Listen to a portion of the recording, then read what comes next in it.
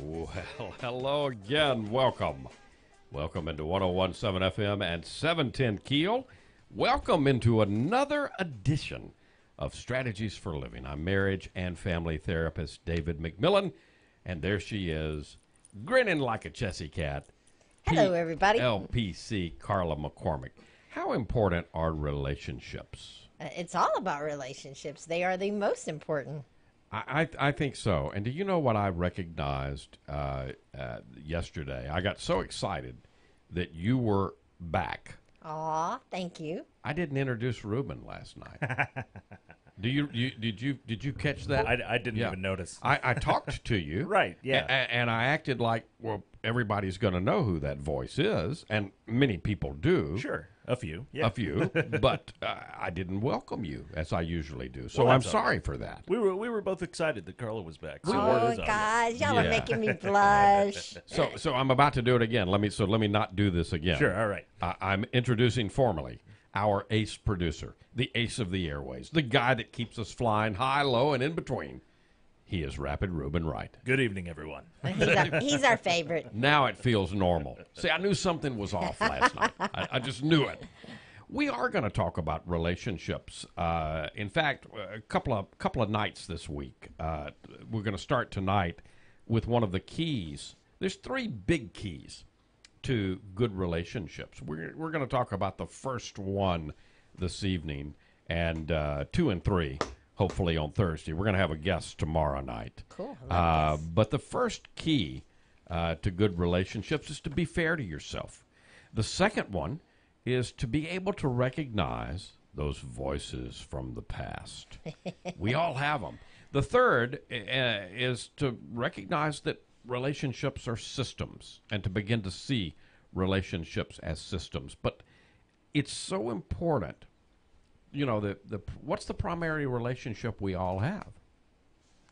With ourselves. Yeah, there you go. So we need to be fair to ourselves, and we need to be fair to others too. So we're going to focus on that. I had this conversation today with clients about learning to forgive yourself. We were talking about, and I think that's one way that we are the least fair with ourselves. With ourselves is we'll never forgive other forgive- people before we forgive ourselves. But again, we've got to be fair. So we're gonna talk about that this evening here on Strategies. If you're up for it, I am up. all right, folks. I hope you're up for it. Strategies for Living is brought to you this evening, as it is every evening, by CADA, the Council on Alcoholism and Drug Abuse of Northwest Louisiana. They've been helping individuals and families for 60 years now. You don't have to leave home anymore.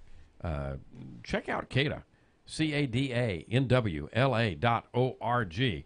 We're also brought to you by Jerry Anderson State Farm Insurance, by Learning RX, by Highland Place Rehab and Nursing Center, by Jacob's Well Inspirational Books and Gifts, and by Resilient House. Talking about the first key to good relationships: being fair. Being fair to yourself, being fair to others.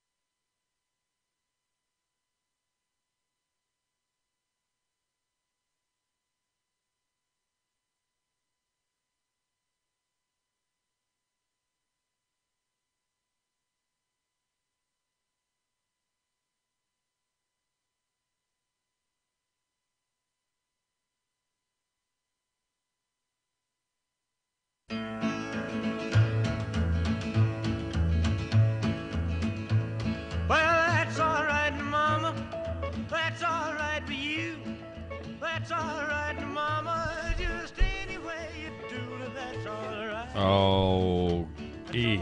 No, it's not. You're not being fair to yourself, E. Why does he do that?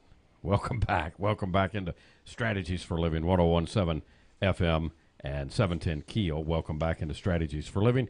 Marriage and family therapist David McMillan, PLPC, Carla McCormick.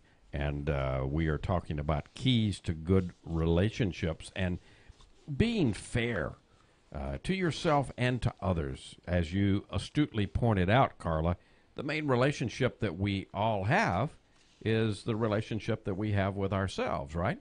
Yeah, we talk to ourselves more in a day than anybody else ever talks to us. Really, and we and you know, how do we talk to ourselves? That ongoing conversation that we have with ourselves in our heads. How fair are we being? Sometimes to we don't us? talk to ourselves very nicely, do we? Yeah, no, we don't. No, we don't.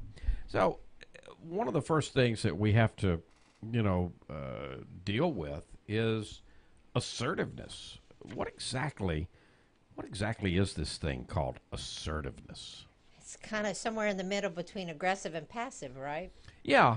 It's actually it's a skill. It's based on this idea that we all have needs, we all have wants, we have feelings, and they're neither more nor less important than those of other people. They're equally important, and therefore you should make claims for yourself appropriately and honestly and clearly. So learning how to do this helps ensure that you don't come away from a situation and feel less than about yourself, feeling bad about yourself.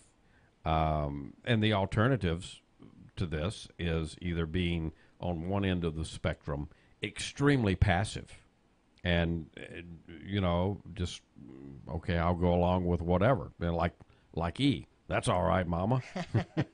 But the other side of it is aggression.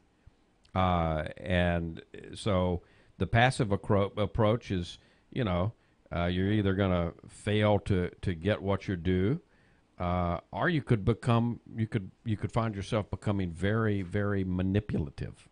And aggressive people, certainly, most of us don't like to be around that, the aggressiveness. They tend to maybe fail to listen to what others say, maybe dismiss another's views as, well, that's just ridiculous, or that's irrelevant. So those are out of balance type relationships.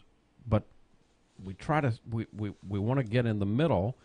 We want to shoot for assertiveness, which means claiming your rights. Well, when I am being assertive, I am asking for what I want and asking for what I need in a way that doesn't belittle or hurt you. Right. And also doesn't belittle or hurt me.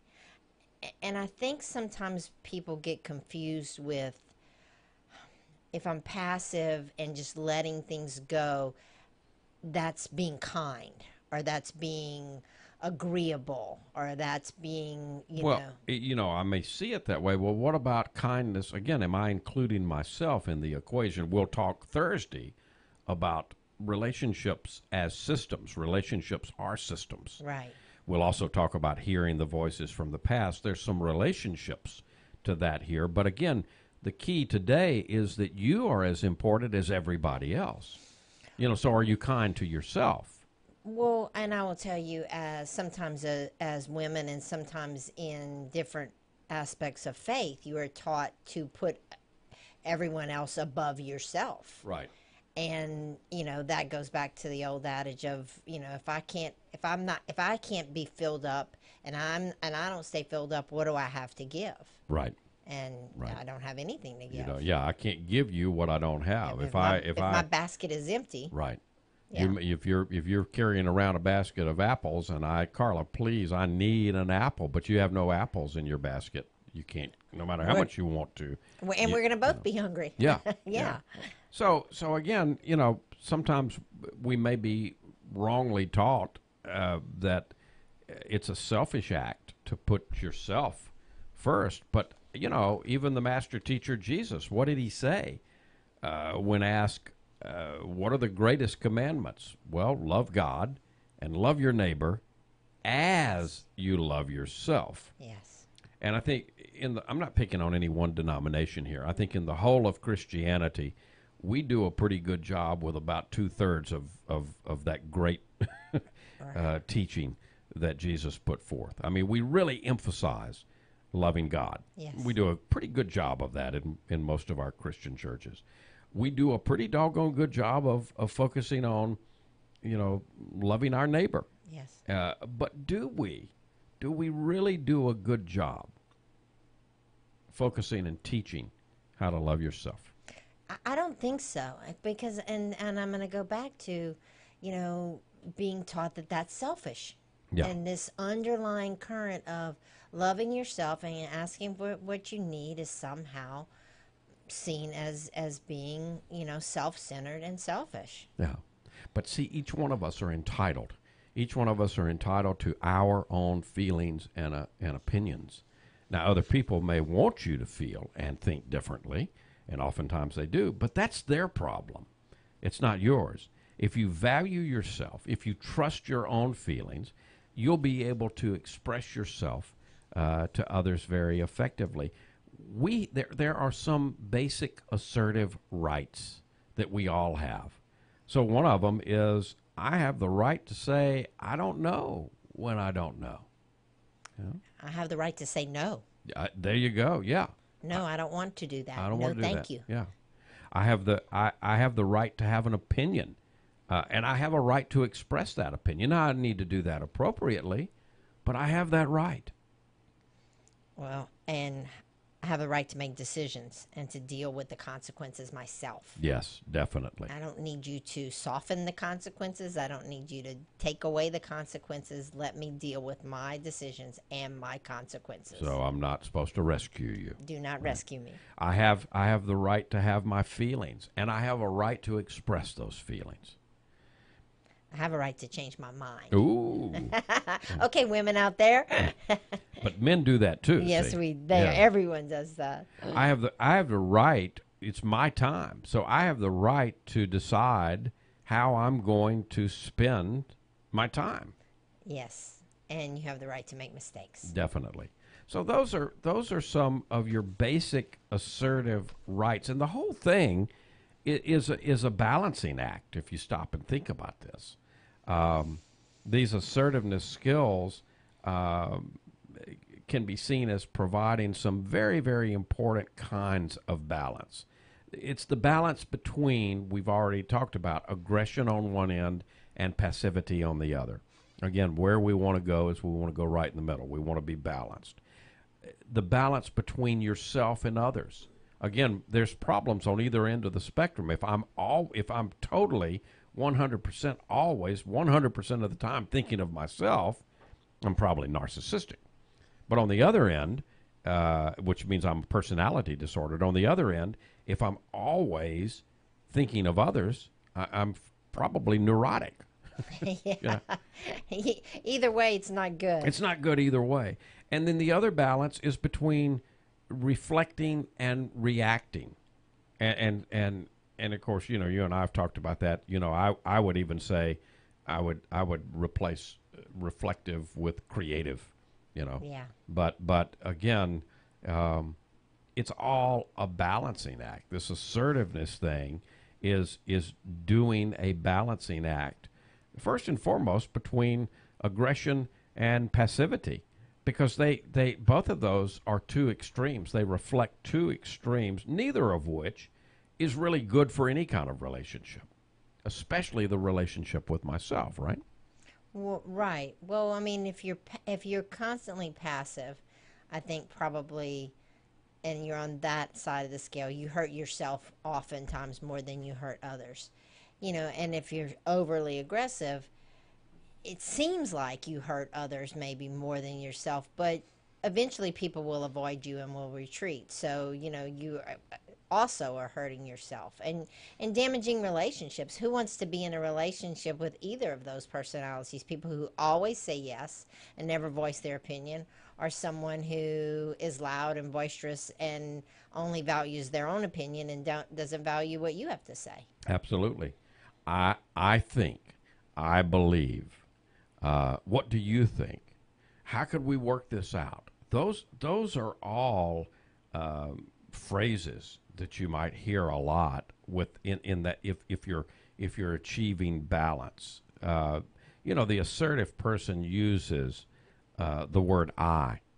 You know, the far more than you. Many times in a relationship, when I constantly say you, it can be perceived as I'm blaming. I'm putting all the responsibility on you, taking none for me. Well, that goes back to what we said before about you always and you never. Yeah. And if you would just, instead of, hey, David, I'm kind of feeling like this. Is this something we can do, or is there something we can change? Then I'm not coming off so aggressively. So we're talking how to improve your relationships, talking about being fair to yourself, being fair to others, how to be assertive is where we are right now. Assertiveness is a balancing act. We will continue here on Strategies.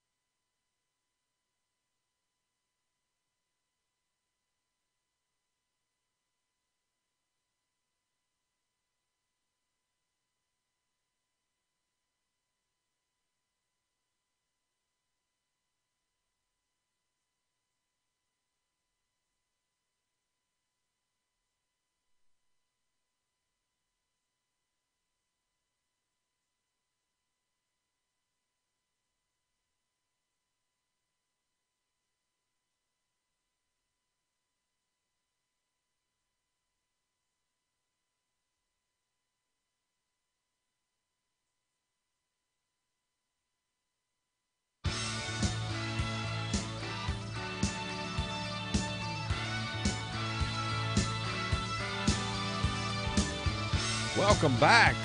Welcome back into Strategies for Living, 1017 FM, 710 KEEL, and PLPC Carla McCormick, marriage and family therapist David McMillan. Having fun yet? I love this stuff. So yes. I mean, this is the stuff we talk about every day with clients. It is. It is. You know, how do you find that middle ground? How do you find yourself in this world, and where you feel comfortable, and where you feel like you're not taking advantage of other people and they're not taking advantage of you? I think that's we all struggle to find that middle ground and to stay there. And to stay there. It's a balancing act. So we've talked about the balance between aggression and passivity. We've got to talk about the balance between yourself and others. Again, if you go either one side of the spectrum, it's a problem, right? Well, yeah. Yeah.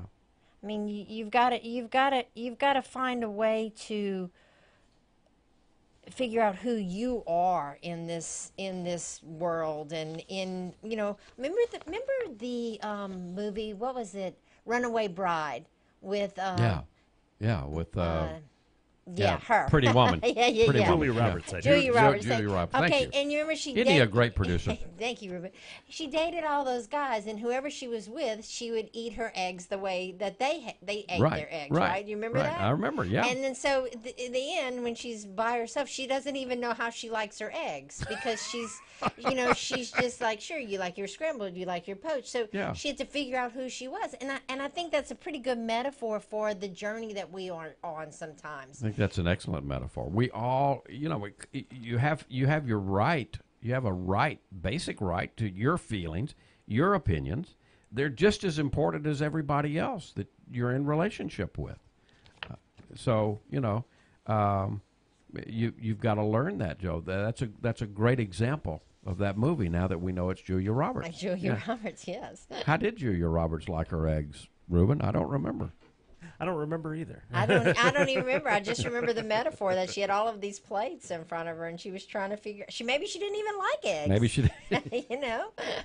There's also that balance between reflecting and reacting. Assertiveness, it might sound laborious and thoughtful, a rather unnatural kind of activity.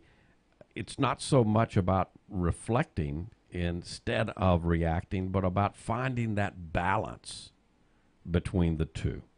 If somebody, for instance, triggers you and you're angry, maybe they've borrowed something that's precious to you and they've damaged it, right?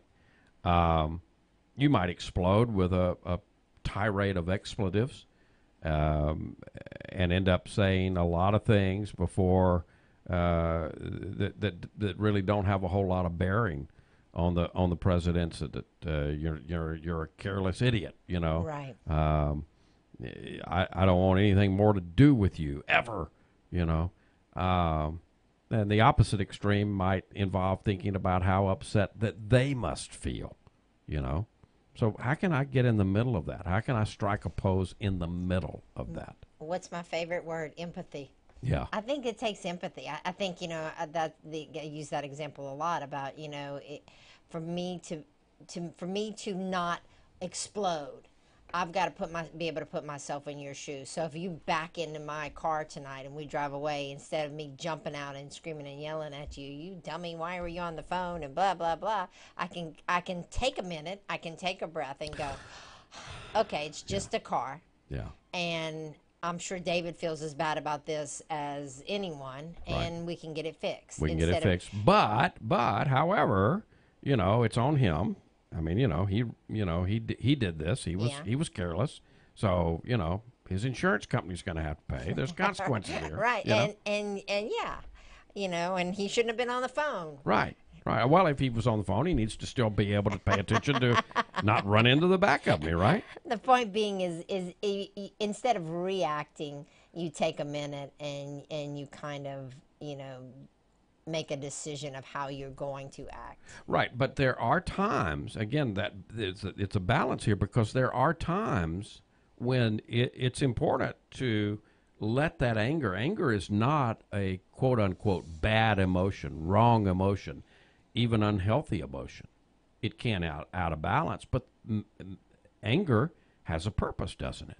Well, sure, but me screaming and yelling at you has no purpose. No, no, but there are times, I mean, if I'm, let's see, maybe not in the example that you gave, but let's say that we're both at a movie theater and you're behind me and you're carelessly coming in and you pour Coke all over my head. That might be an appropriate time for me to say, stop. So you look and see what you're doing, and you put your Coke up right instead of pouring the rest of it down my back. Mm-hmm. That makes sense? Yeah. So there's an appropriate, again, what we're looking for is that balance. I'm not going to sit there and just let you pour the entire Coke on me. Right. Right. Well, and I get what you're saying, but I don't know. I mean, for me, anger. I promise you, if somebody starts to do something to one of my grandkids, yeah, I'm going to get angry and they're going to hear it. Right. And so your Papa Bear is gonna come out. Yeah, and so I'm hearing your struggle. Yeah. I'm hearing your struggle with anger, but I'm saying there are appropriate times. Anger is not. And see, this is one of the things that I think people struggle with, Carla, that somehow, some way, and I don't mean to be,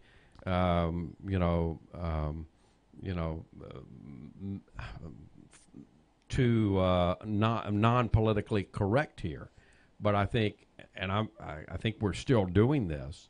We treat little boys and little girls differently about anger.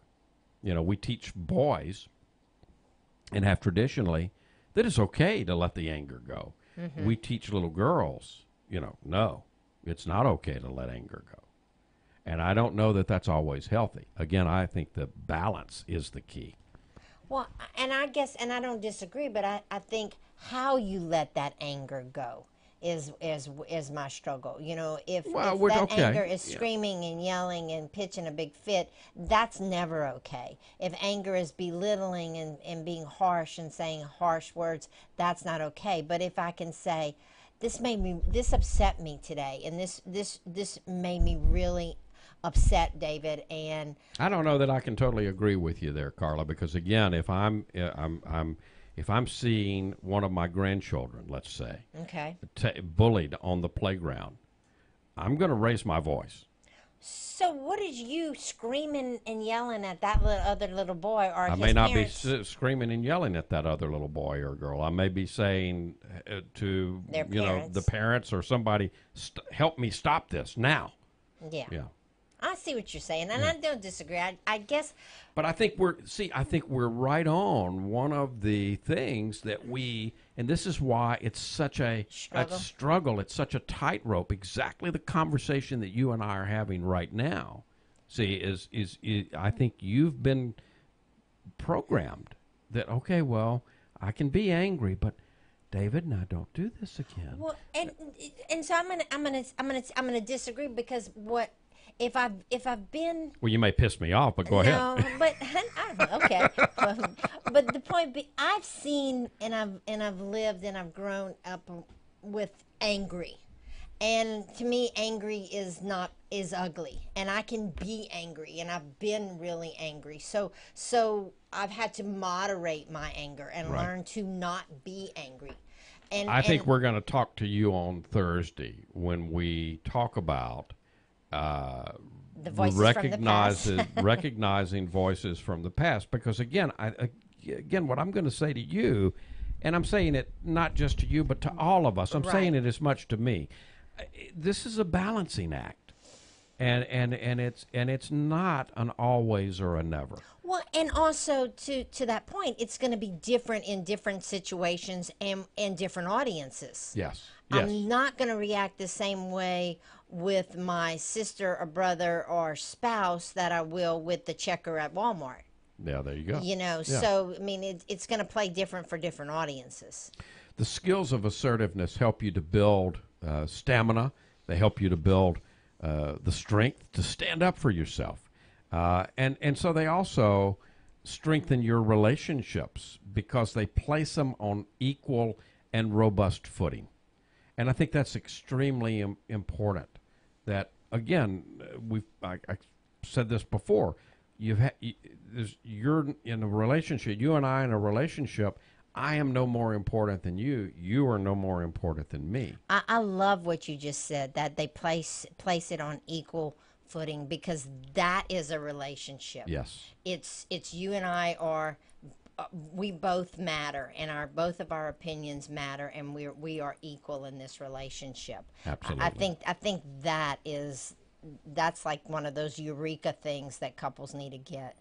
Assertiveness is going to lead to flexibility. There's a rigidity of both the passive and the aggressive responses, and they only encourage one type of behavior in other people, and that's the rigidity of it, and only one kind of solution to problems. Both tyrants and doormats are both dominated by control. If you think about it, they either need to be in control, or they need to be controlled, right? So assertiveness produces flexibility. It helps people to understand each other and to think about how can we strike a balance? How can we get in the middle here? How can we both have some of what we want? How can we compromise? How can we get out of this stuckness? So there are some ways to become fair to yourself. You asked a question a moment ago about self-esteem. Oh, well, what I said was you can't be assertive without good self-esteem. Right. And so when we come back from this break, I think you are absolutely right.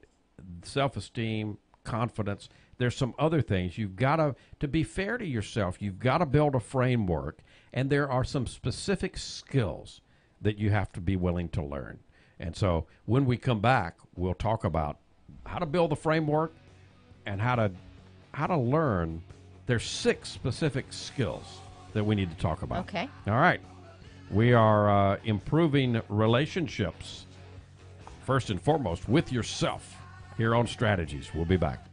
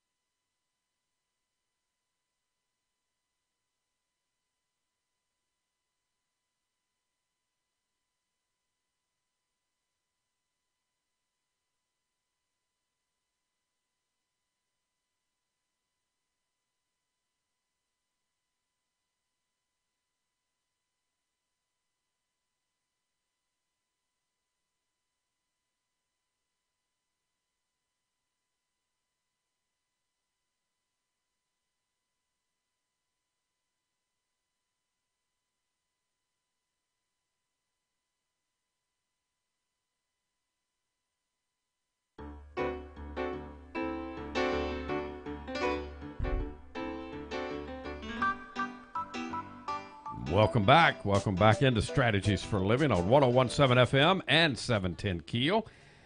PLPC Carla McCormick, marriage and family therapist David McMillan, and we are, we're talking about the keys to good relationships. The first one this evening, being fair to yourself and to others, striking this balance between, being fair. How do we become assertive? So, how do you become fair to yourself? You got to build the framework, Carla, and that means build up your confidence and build up your self-esteem. You got to learn to like yourself. Yeah, you do.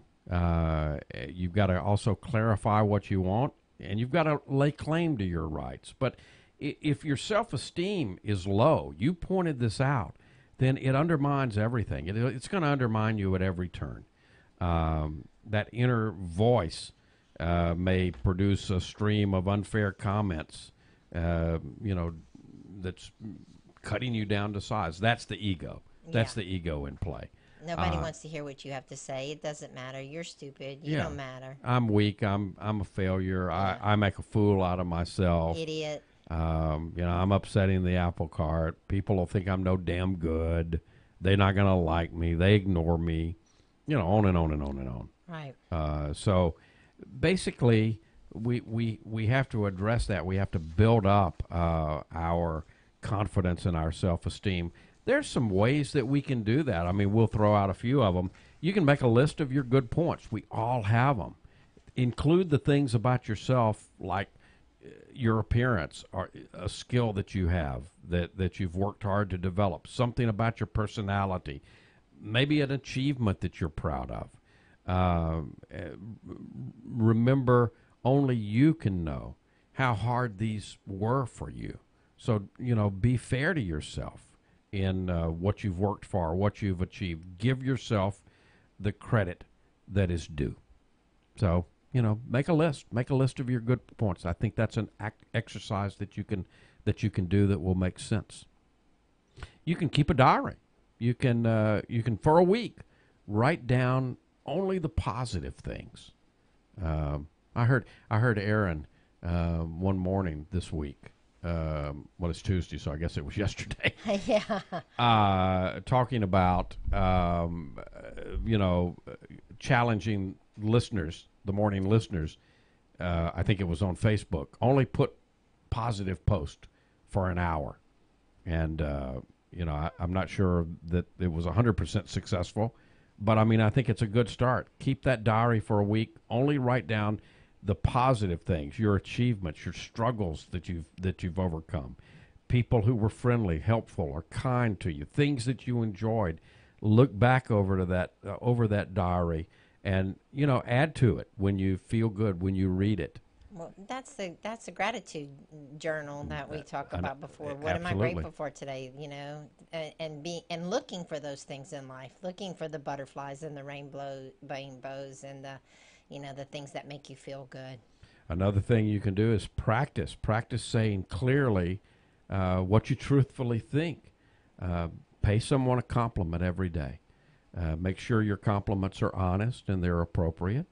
You're not learning how to use flattery or false praise, but to give fairly and then to receive it, receive it back. I was taught that when I see something or I think something nice about someone, that it's never really a compliment or a blessing until it's spoken. Mm-hmm. So if I think, I like David's shirt, but I don't say it, then I'm really not, it's not really any way that I can, Right. give you a blessing, so to Right. speak, or Yeah. thank you for your kind help, or thank you for your help. I have to say it. Yeah.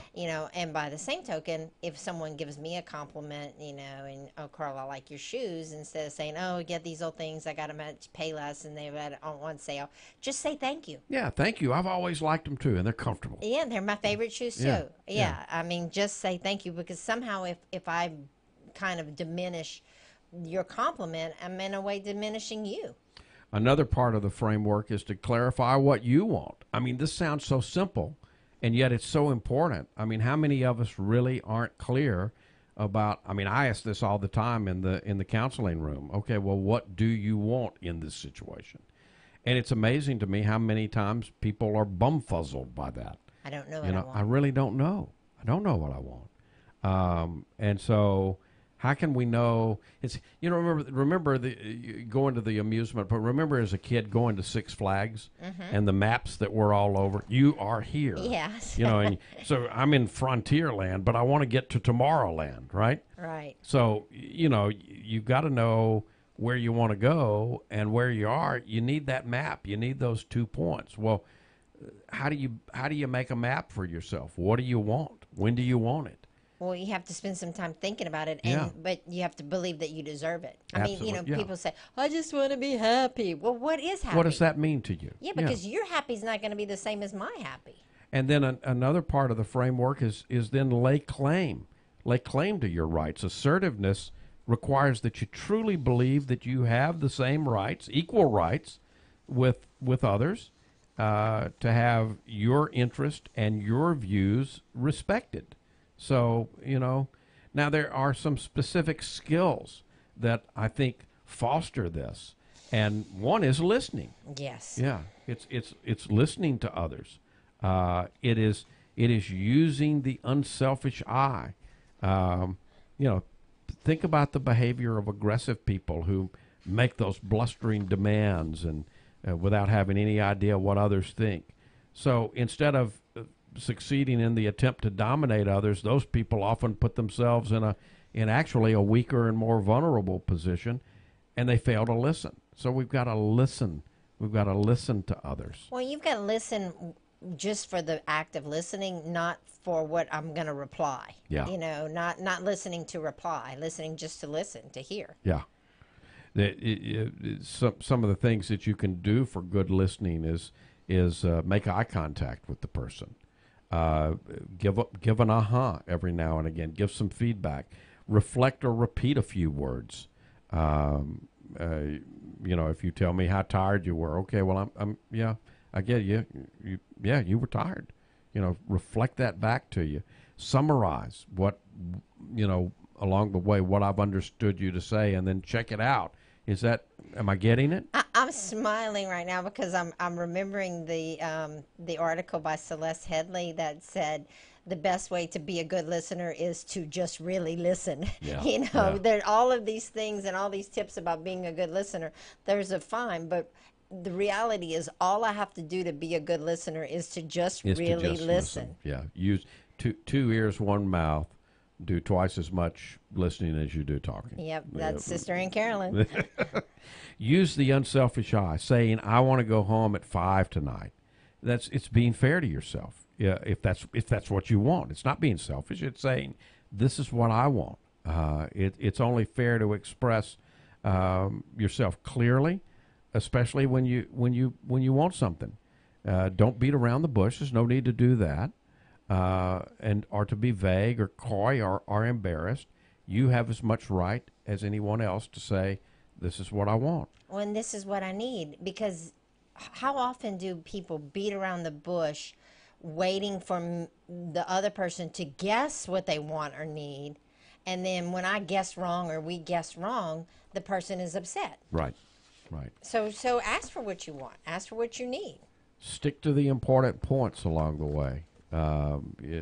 Anthony Flew, the philosopher, used to talk about the 10 leaky buckets argument. This is putting forward a lot of weak arguments in the hope that together they'll add up to a good one, which of course they never will. What you want is a watertight bucket, not 10 leaky ones. So in reality, many leaky arguments actually weaken a good case. So stick to the important points. If somebody invites you to a party and you don't want to go to the party, I really thank don't. you. No, thank you. I really don't want to do that. Why are people so afraid to say no? I think there's not just one answer to that, but one is a lot of times we don't want to disappoint people that we care about. Because if you disappoint me, then what? You might not like me. And if I don't like you, then what? You might reject me. And then if I reject you, Then you're you no won't good. be. I'm no damn good. Yeah. Yeah. And you- I told you I was no good. And there you go. we're talking about basically the framework. How do you increase this thing called assertiveness and self-esteem? How do you build that framework? We'll come back and wrap up here on Strategies.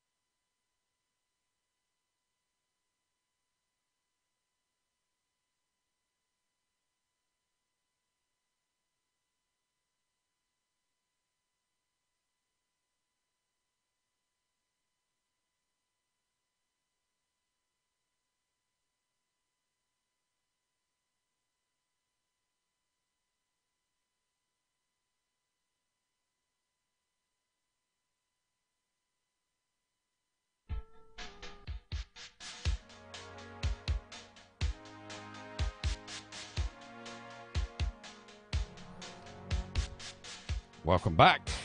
Welcome back into 1017 FM, 710 KEEL. Welcome back into this edition of Strategies for Living. PLPC Carla McCormick, marriage and family therapist David McMillan. We are talking about how to be fair to yourself and to others. It's one of the big keys to good relationships, and we will actually continue these keys to good relationships on Thursday evening, talking about voices from the past and looking at relationships as systems. But you know, before we leave this evening, Carla, you want to say no, and we've kind of said this already. But when you say no with assurance. No, I don't want to do that. I don't feel like doing that this evening. Thank you for asking. Yeah, there you go. You can be nice about it. You can also use your body to back you up. Do you know what I mean by that? Like stand up tall, hold my shoulders back. Well, yeah, your posture, Make eye contact. your eye contact, your tone of voice, your gestures, your movements, your facial expression, the distance you place between yourself and others. All of that is using your body to communicate, and we communicate. We're always communicating, even if we're not talking. So we need to be aware of that. So use your body. Use your body to back you up, and be congruent with what you really want. Think of somebody that behaves assertively, not aggressively, and get up and walk across the room in the way that they would walk across the room. You know, having models is a good thing, you know, and then modeling that behavior. When you have a chance, observe what that assertive behavior looks like, and what do you notice there, and you know,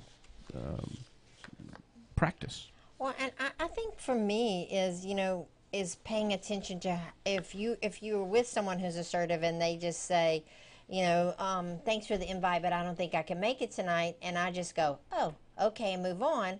And I can go, wait a second, they just said no, and I know that they like me, and that didn't hurt my feelings, and so I should be able to do that, right? So that's what you're kind of talking about, being able to model that behavior. Absolutely. Paying attention when people say no to you, and I'm not going to dislike you because you can't come to dinner tonight. Or that I'm too tired to come to dinner, or whatever my reason is. It's okay. It's okay. Yeah. It's okay to say no. Yeah. So, keys to good relationships. First and foremost, be fair to yourself, be fair to others. It's a balancing act. Hope we've given you some good things to think about this evening. Be assertive, not aggressive. That's exactly right. Folks, thank you. Thank you for tuning in to Strategies for Living. We've been presented by CADA, helping individuals and families now for 60 years. We've also been brought to you by Jerry Anderson State Farm Insurance, by Learning RX, by Highland Place Rehab and Nursing Center, by Jacob's Well Inspirational Books and Gifts, and by Resilient House. Carla, you've done it again. Was I too assertive? I don't think so. Ruben, you've done it again. Yes, indeed, I have. Folks, you've done it again. Thank you. If today were the last day of your life, you only had one more phone call to make, who would you call? What would you say? And why are you waiting? Make the call. For Ruben Wright and for PLPC, Carla McCormick, I'm marriage and family therapist David McMillan.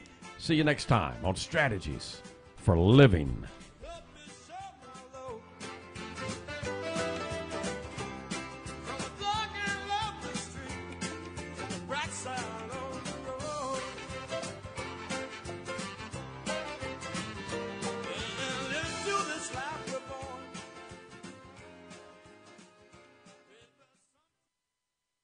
Trending talk. This is 101.7 FM and 710 KEEL. KEEL. Shreveport. This is a Fox News alert. Results rolling in. I'm Lisa Lacera. Fox News now projecting results for some key races in Florida. Fox's Evan Brown live in Miami. And Lisa, in the Florida Republican gubernatorial race, a big political upset at the hands of Ron DeSantis, a congressman from Jacksonville, who, using only a support from President Trump, has bested a longtime candidate, Adam Putnam, for that party's nomination to be the next governor of Florida. On the Democratic side, the race is not yet called, but the mayor of Tallahassee, Andrew Gillum, has surged ahead with a slight lead in a wide race for that party's nomination for governor. Andrew Gillum has had the support of Democratic socialists like Bernie Sanders. Lisa? Thanks, Eben. President Trump has tweeted congratulations to both Ron DeSantis and to Governor Rick Scott of Florida